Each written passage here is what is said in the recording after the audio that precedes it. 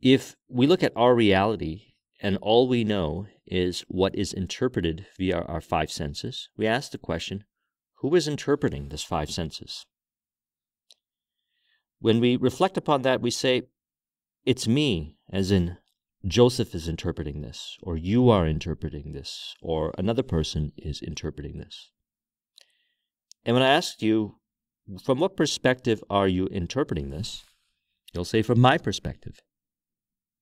What makes up your perspective? Your perspective is either made up of meaning that has been received from five sensory data reality, or the sixth sense, otherwise known as the creative imagination, or infinite intelligence, or the inner voice, or whatever name you want to call it. There is something within you that looks at reality from a different perspective than five sensory data.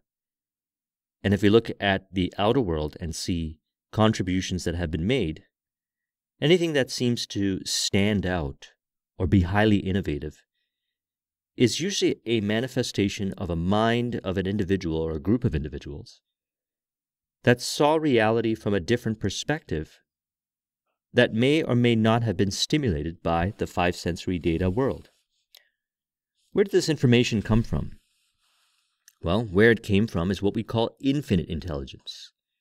The idea that there is the creative imagination and the synthetic imagination.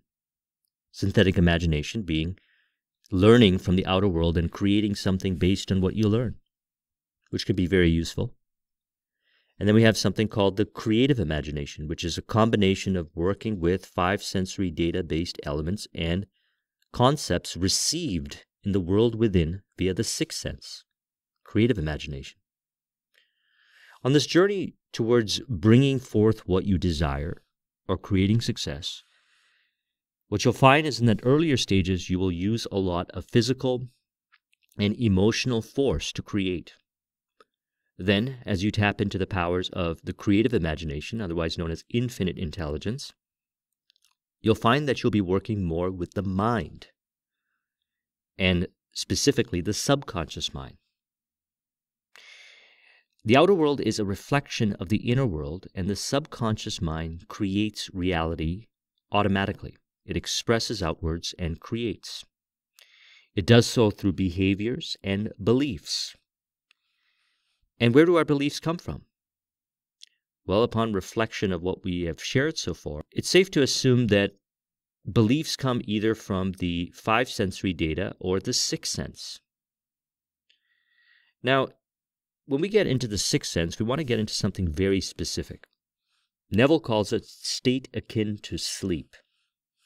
It's a state of mind where the conscious mind is more disengaged and the subconscious mind has a connection with infinite intelligence, the superconscious mind. And it is in this sweet spot where you can impress the subconscious mind to a degree that you couldn't probably do without conscious rationalizing of what you're looking to impress. So this is why I always recommend listening to affirmations in a state akin to sleep. That sweet spot before you fall asleep. Now you'll know when you're in a state akin to sleep, when thoughts and emotions, what you're affirming and what you're visualizing seems very vivid and real. A lot of times you can't tell the difference between reality and imagination. And the more vivid you have as far as experience in the state akin to sleep to what you consciously want to impress, the more it will impress itself on the subconscious mind and externalize with vivid detail of the exactness of what is being impressed in the subconscious mind, in the outer world. What is also being impressed at this point in the subconscious mind is the tapping into infinite intelligence, otherwise known as the superconscious mind. It is the superconscious mind that has the ability to bring forth what you desire, to create what you would like, in ways that you have not yet known consciously. It also has the ability to work with what's in your subconscious mind, to leverage what you have learned to create what you want in the way that is the most harmonious to you, removing some conscious biases that we call ego. Neville says in one of his lectures, and he says this many times, live in the end and you will hurt no one. In my last video, I talked about the golden rule. Well, when you live in the end, you bypass certain programming that you learn from the five sensory data world, which is programming that is fear and scarcity based, and you allow that to be replaced with programming that exists in the sixth sense world, which is infinite intelligence, to bring forth what you desire in the most harmonious way possible. So this state akin to sleep is very powerful, and we want to understand it more, and we want to be able to work with it more because it is in this state where most creativity has been found, that when externalized, we call it genius creation. Much of what's been created in reality from great artists, creatives, entrepreneurs, or anyone that has contributed in reality in ways that have gone beyond the norm, in other words, working with the synthetic imagination, five sensory data only, is a net result of them consciously or without knowing it, accessing this information in a state akin to sleep. They call this receiving visions from the divine. They call this creative hunches and inspirations that appeared from nowhere. They call this conversations with beings, or whatever shape or form that they interpret their conversation with infinite intelligence. This is a state that they find themselves in to bring forth information from infinite intelligence. Neville says, most men are totally unaware of the creative power of imagination and invariably bow before the dictates of facts and accept life on the basis of the world without. But when you discover this creative power within, you will boldly assert the supremacy of imagination and put all things in subjection to it. Imagination is where you go into in a certain state of mind called state akin to sleep to have certain kinds of experiences in the imagination in which we call mystical. If you study various spiritual traditions and you study great thinkers and creative types, you'll notice that they will reveal to you that there's certain states of mind that a lot of times they can place themselves in, which they call mystical states of mind or creative states of mind, that they're able to access certain information and express accordingly in their creative expression. This is what I'm referring to when I'm speaking of infinite intelligence, the ability to access it and the ability to interpret this information, and if you choose to, express it creatively. These mystical experiences occur in a state akin to sleep via the imagination. Neville always refers to going into a state akin to sleep, which is the state of mind prior to sleep, and consciously exercising your imagination. And what that does is it impresses the subconscious mind, and the subconscious mind works with infinite intelligence to bring forth what you desire as it unfolds itself step by step through the bridge of incidents till the realization has been brought forth. The state akin to sleep is where the subconscious mind is impressed by both the conscious mind and infinite intelligence. So the conscious mind is the imaginal act. It is the affirmation. It is what you create as a scene of the desired outcome.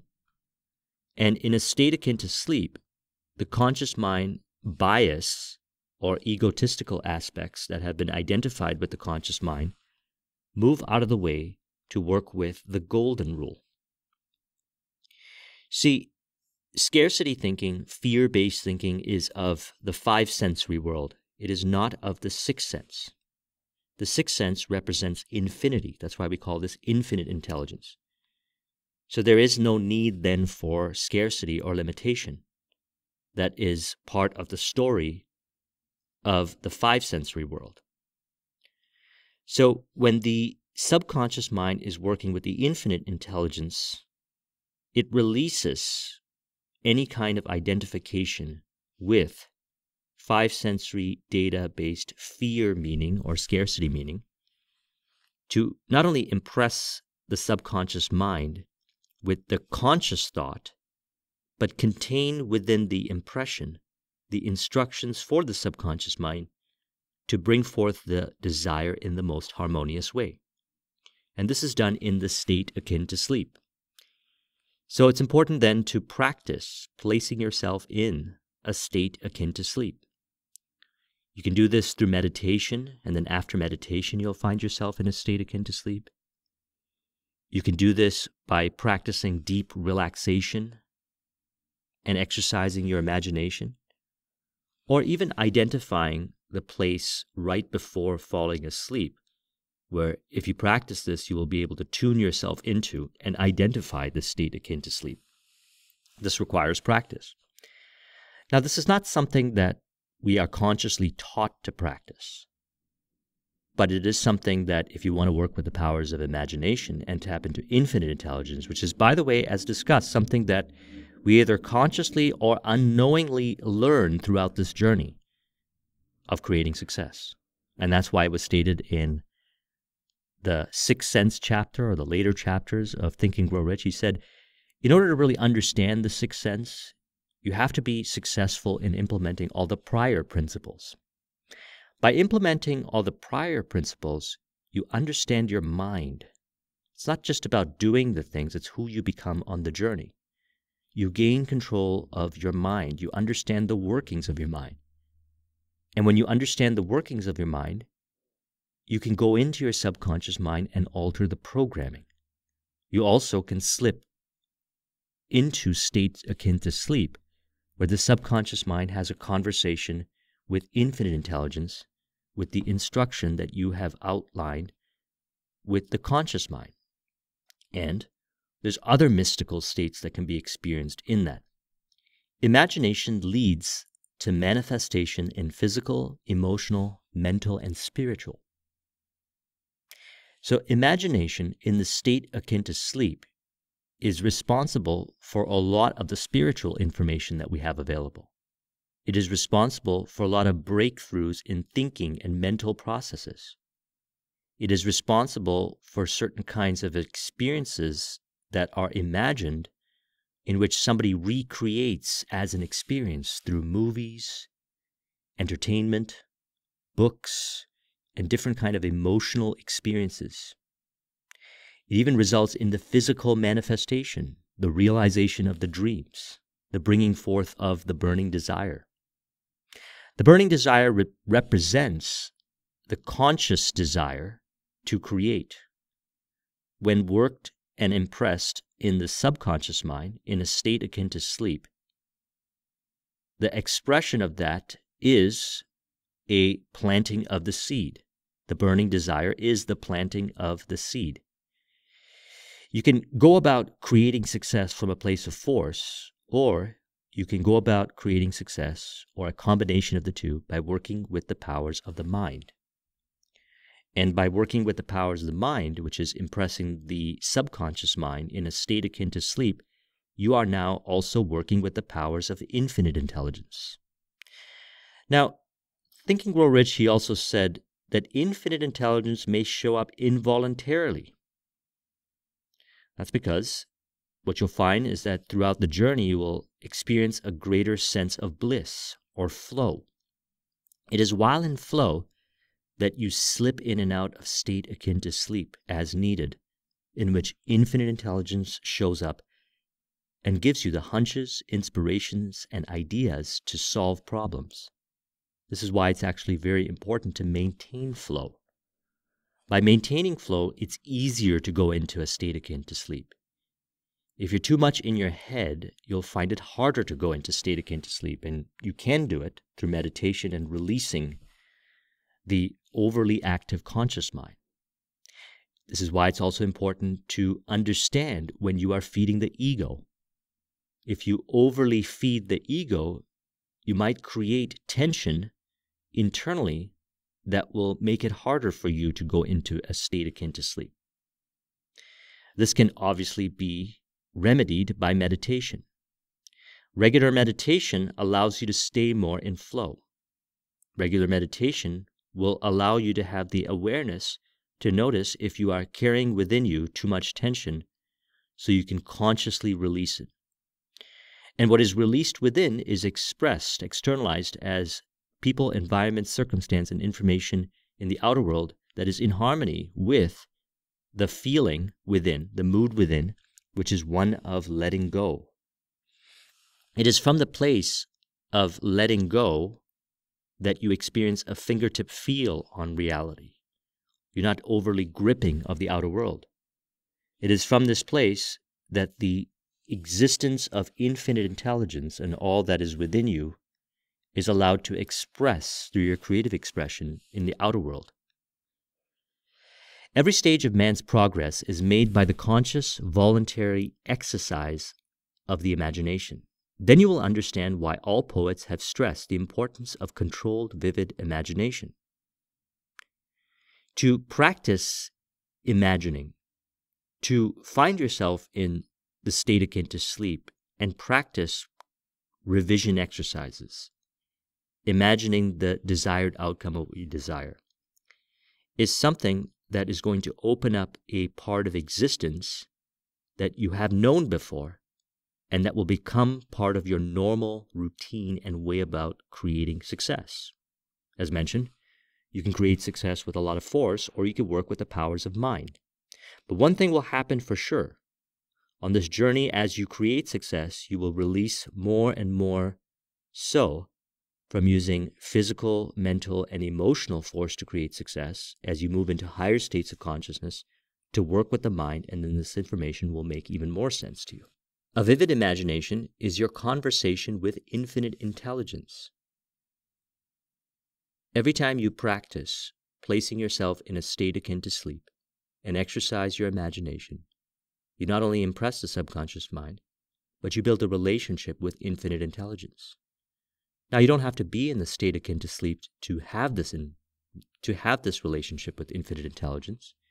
You also build this relationship while in flow.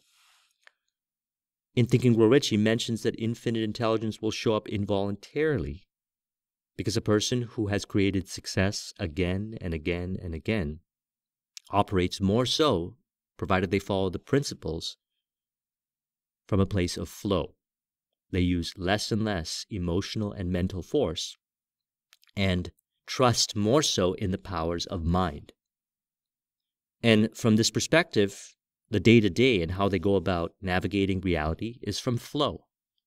And while in flow, they can slip in and out in state akin to sleep and engage in a conversation with infinite intelligence in the form of vivid imagery, inner voice conversations, or external synchronicities that reveal the pathway towards creating what you desire. Circumstances, people, environment, and information shows up from the most unexpected sources when you're in flow. Part of this is a result of the conversation with infinite intelligence. This is how you know that you're having this conversation. Many great thinkers, artists, and creatives found their creative expression from infinite intelligence via their imagination and oftentimes in a state akin to sleep. So talk to anybody that you know that has created success in the arts, creative expressions, entrepreneurship, and reflect upon this conversation. And what you'll find is that they either consciously knew that they were doing it, but upon giving them reference experience of how it works, they'll be able to reflect back on personal experience where they never realized they were doing it, but now it'll make sense to them. I have a number of clients who have created a radical amount of success in their life and want to be able to now take it to the next level and create even more success. And one of the first things that I bring to their awareness, if they have not already realized so, is those moments in flow where they tapped into infinite intelligence, the moments when they slipped into a state akin to sleep and worked with infinite intelligence. And upon reflection, they realized that that was one of the major contributing factors. It was those moments to their success. So then we work together to maintain that flow so they can tap into it more often to move into a higher level of success.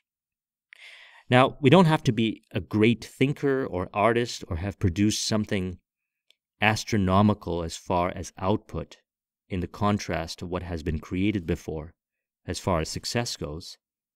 We just have to realize that we have always been doing this in some shape or form all throughout our life. The question is, do we honor it? Do we make it something as a priority to work with to create the kind of success that we want, to bring forth what we desire? You'll know when you're not doing it, when you're not in flow, when you carry with you a lot of tension and you have a very forceful grip and utilize emotional and physical force to get what you want.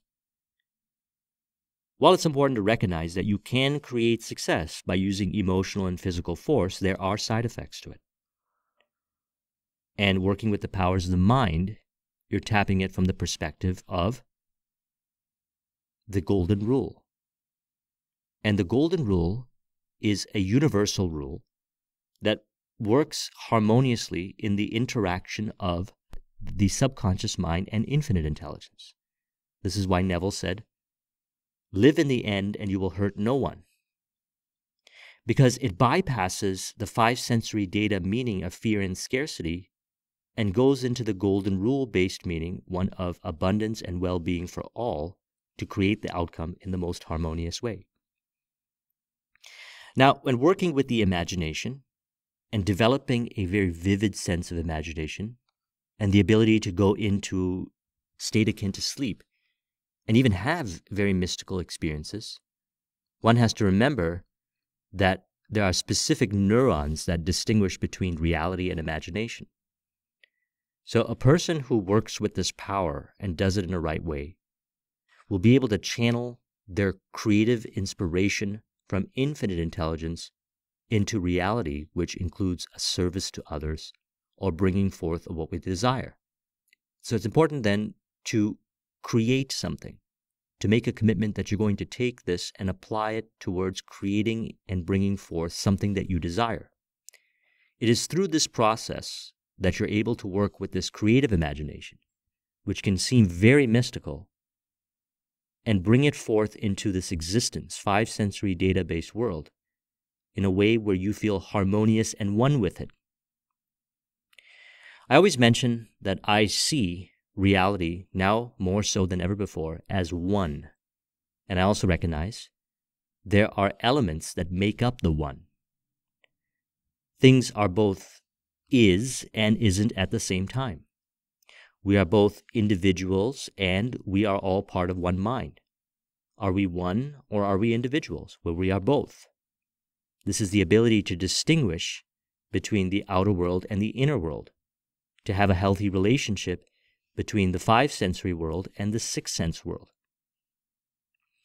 Joseph Murphy says, "The greatest discovery you can make is to be made aware that there is an infinite power and wisdom resident within you, enabling you to overcome all problems, to rise above all hurdles, and to handle life's tasks. You were born to conquer, and you are equipped with all the necessary abilities, qualities, and potentials to make you a master of your fate and a captain of your soul." Let's talk about this word conquer. What are you really conquering? We might assume that the enemy is in the outer world. And upon reflection, we realize that we're really conquering ourself, which is the ego aspect of ourselves that we may be identifying with, to eventually evolve into befriending ourselves and understanding how the ego presents itself to a higher degree and turn it into a contributing factor to bring forth what we desire. This is all working with the power of mind and the important realization that one of the first things the ego gets us to do to assert its power is to cause us to react to circumstance. Releasing the reactivity to circumstance brings you back into the cause-based reality state where infinite intelligence resides. infinite intelligence is your inner world. The entire inner world is infinite intelligence. Your ability to tap into it is through states of mind. And it is these states of mind that represent itself in the outer world. And this ego that exists in the mind can present itself in certain ways. A lot of times can appear to be very deceiving. And one of the great clues of where the ego is presenting itself is through how you feel emotionally based on people, environment, circumstance, and information in the outer world through reactivity. Every time you recognize that you have reacted and you make peace with it and you let go of that reactivity, or you recognize you're about to react and you choose consciously to mindfully respond rather than react, you take the power back and you become your own best friend. You realize that this ego, and this is why Napoleon Hill made that conversation book, Outwitting the Devil, can actually reveal to you with conversations that you can have with it of the different techniques and strategies it uses to cause you to become reactive. Problems are opportunities to build your relationship with infinite intelligence through the relationship with your subconscious mind. Problem is usually something that we call reactivity. When we react to something and we feel we're not in control of it, we have gone into the effect-based reality. What we want to do is bring ourselves back into the cause-based reality, and the first thing that we can do is, if we experience a problem, see it as an opportunity. See it as an opportunity to build your relationship with the infinite intelligence within that created everything and can give you a creative solution or a creative idea or a creative hunch and inspiration to overcome that obstacle, to solve that problem. And in the process, you also build a relationship with your subconscious mind. How so? Because the reactivity is stored in our subconscious mind based on past experiences that we've had with people, environment, circumstance, and information. This information has impressed its subconscious mind and causes us to operate from a place of fear, doubt, or indecision, which is experienced as reactivity. And upon reflection, we can go in, identify this programming, and change it via the state akin to sleep through affirmations, revision work, or imaginal act, and have that programming be released. It is a cosmic law that the thoughts always produce like effects. Therefore, any man who boldly claims the riches of the infinite will receive them. So this is a very desirable statement. This statement is a revelation of the infinite intelligence within, by meaning, by belief. If we say it's cosmic law, and we believe it to be so, then it shall be so, because reality is a manifestation of our beliefs. The parent belief is that, is what I'm saying here possible? Well, a lot of times, the way you know it's possible is through experience, not by taking my word for it. This is why it's important to create a goal, see it all the way till completion, and reflect back on those moments leading up to the materialization of that goal, the end result, on where you were able to connect with and build a relationship and communicate with infinite intelligence through the various people, environment, circumstance, and synchronicities that showed up to contribute towards the realization of your definite chief aim or your goal. The child belief is that, is it possible for you? Upon reflection of your life in your past, you will recognize that you have been working with your imagination. You have been utilizing the state akin to sleep. This is not new to you, and you've done it. And as a result, you have worked with infinite intelligence in your past. The sibling belief is that it has been proven possible by others. It's important to surround yourself with people and information that contributes to the discussion that you have the power within, that all the power is within, and that the outer world is a reflection of the inner world, and that you have this ability to work with your imagination to create reality from a place of real power rather than the use of mental, physical, or emotional force. And if you connect with people and they share their experiences with you, then you are masterminding and you are affirming in the belief. See, believing that it's possible for you, and seeing proof in others internalizes as your ability to do this more often. And what you'll find is that you will honor the aspects within yourself that allow you to tap more into infinite intelligence. Yogananda says, some people do not realize that there is a difference between force and intelligence. Electricity is a force, but unless we put it into a lamp, it cannot give a light that can be used. Intelligence puts it into a lamp. All the forces of nature cannot satisfactorily work by themselves without the guidance of intelligence. The cosmic factory of intelligence works in a coordinated way. Steam has power to make things move, and fire converts water into steam. These are only two of nature's forces, but they of themselves, in their unharnessed natural state, do not accomplish anything importantly useful, but when harnessed by intelligence and directed rightly, they can be made of great service to man. They can be made of great service to mankind. So you have access to infinite intelligence. It exists within you. It has always existed within you, and it exists in everyone. And the belief that we have access to this, and the reflection that we have had access to this, and we can access it even more, allows us to use this intelligence and direct it towards a specific outcome. So again, emotional reactivity to aspects that reveal themselves in the outer world on this journey towards the realization of your desire can stifle the connection to infinite intelligence. It's the recognition that you have the ability to solve the problems. You have the ability to look at an obstacle from the perspective of opportunity. And if you don't have it now, you will by seeing your goal all the way till completion. By recognizing where you react and releasing that reactivity so you can go more into a cause-based reality, a more empowered state. And by going into a cause-based reality or an empowered state, you tap into the power of infinite intelligence, and you find creative ways of solving your problem. A lot of times if you have a problem and you're stuck, if you just step away from it and go for a walk or do something creative, you'll find you'll get the solution. A lot of times if you find yourself in a routine, day to day, you're doing the same things, and you see the same recurring problems, if you change your environment or you go and do something different that you wouldn't normally do, you'll find yourself stimulating the solution to the problem. All of reality is infinite intelligence brought forth to work with either in the creative or synthetic imagination. You can be inspired by what is created by others to stimulate your own connection with infinite intelligence.